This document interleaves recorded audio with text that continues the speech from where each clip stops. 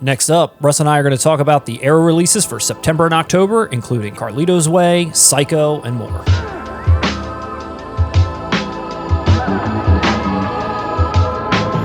So, Russ, we're going to start off with Psycho in 4K from Arrow. Big box set in the news. Pre-ordered. We're talking September 25th on 4K Ultra HD in a Blu-ray box set and in a 4K box set. Now, this is a UK release. These films have previously been released separately, as Russ can show you here. Mm-hmm. It's also been released in a Blu-ray collection as well, back in the day. Now, the original Psycho is the only one to get a 4K release thus far.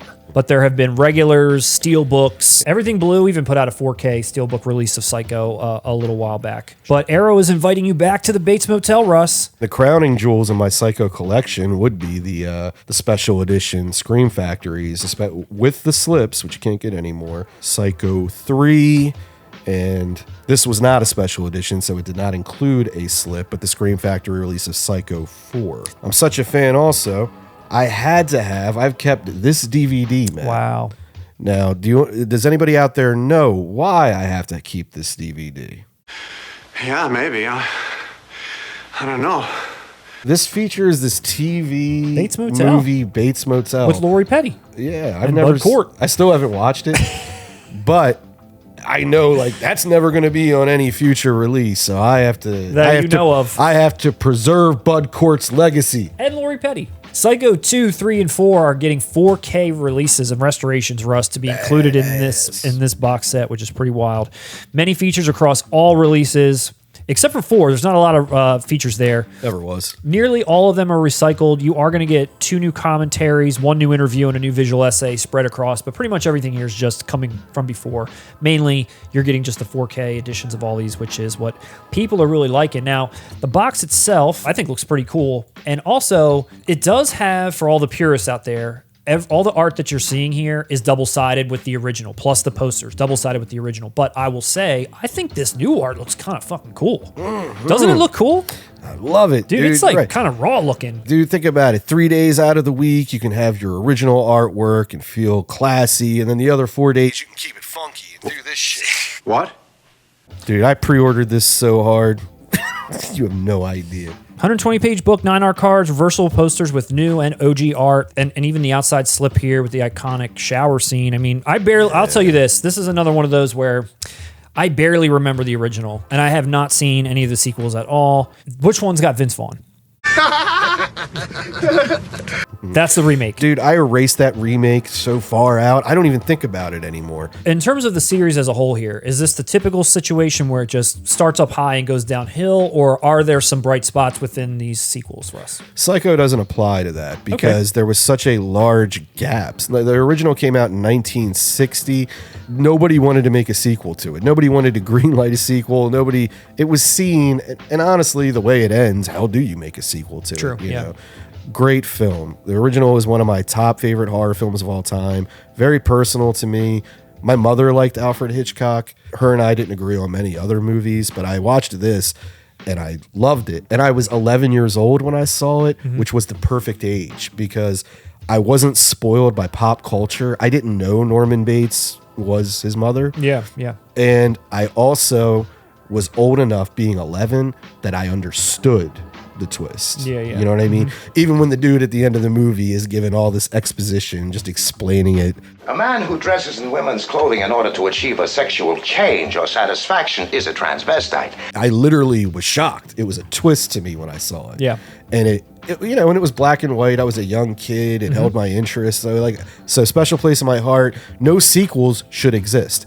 Enter the 80s, Psycho 2. It's fucking really good. Yeah. And as time has gone on, it's gone up in stature.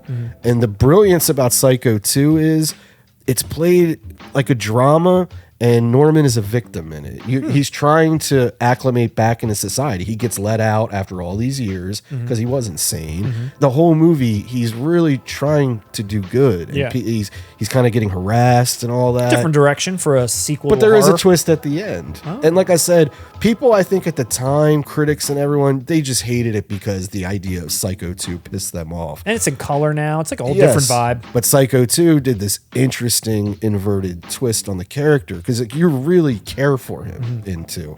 But then there's a cool little twist at the end of 2, which makes you almost rethink what you watched in a way.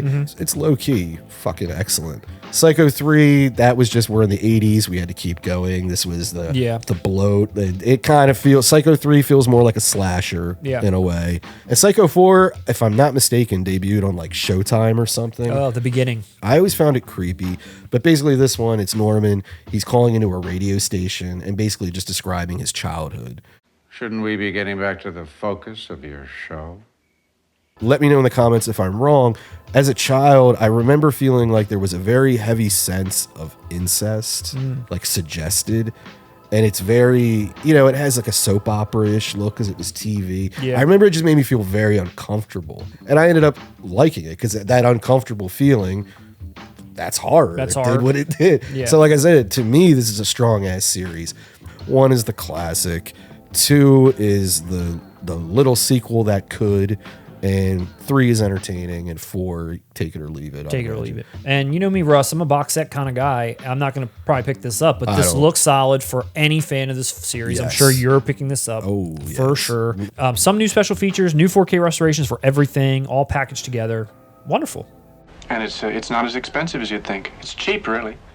Lastly, from Arrow, coming out September 25th in the US and September 26th in the UK on 4K Ultra HD for the 3rd time in 2 years is Carlito's Way. And with me today is Carlito himself. Oh, hello, man. Your hair's looking good today. So Looking good. While I was in the process of quadruple dipping all of you, I rose to power. And I became, man, the spokesman for the fine line of products called Pacino's Beard Dyeing Kit. So this Arrow segment is sponsored by Pacino's signature line hair and beard color kit. That's right. All proceeds go to Dave and his family. Thank you. Pacino's comes in 3 delicious flavors. It comes in black, jet black, and Italian pretending to be Puerto Rican black. Pacino's hair and beard color kit. Let's get to the release, Carlito. This is what the people want to hear. And Zavvi already put out that nice white and red collector's edition that I own. Thank you very much. Hey, remember me? Now, Arrow's coming in to double dip. No new transfer, but you're actually getting a lot of stuff on this release, Carlito. I personally brought all hands on board. You have a brand new commentary from Dr. Douglas Kesey. Douglas, I was just Who is that? Who?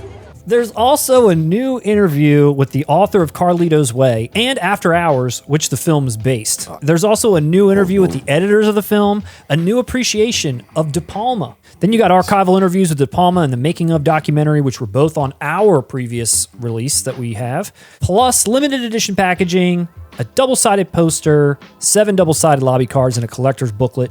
There's 2 editions. You've got this new art edition and the original art edition, which is limited from Arrow themselves. Imagine me, Carlito, right? Right. I make an appearance on your channel. It's my 12th release of Carlito's Way. In the Zavvi version that we have, it was a white and red motif, and you had a steel book that got slid inside, which was very nice. Now you're going with more the traditional sort of color scheme here. I don't mind this art, but it kind of makes it look like an action movie. Did you pose for this? What is this?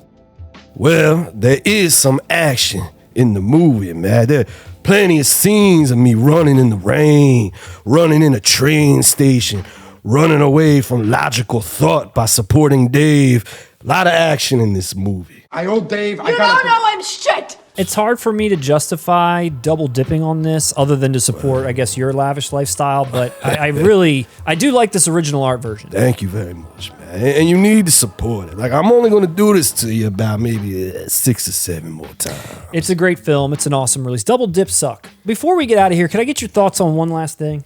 Kino Lorber has announced that they're putting out Uncle Buck in 4K. Buck. Uncle Buck. Yeah. This has really caught me by surprise, but I will say I'm here for it. Well, I think you're wrong, man. I've seen Uncle Buck, and I never won. No details either, except it's new 4K master from the original camera negative and lossless audio. The previous Blu-ray had some lossy audio, crap audio. No extras. What are we gonna get? What are we gonna get here from Kino? Well, you're going to get a new commentary by Macaulay Culkin. You know, I've never owned this, but I'm excited to get one of my John Candy favorites home on 4K.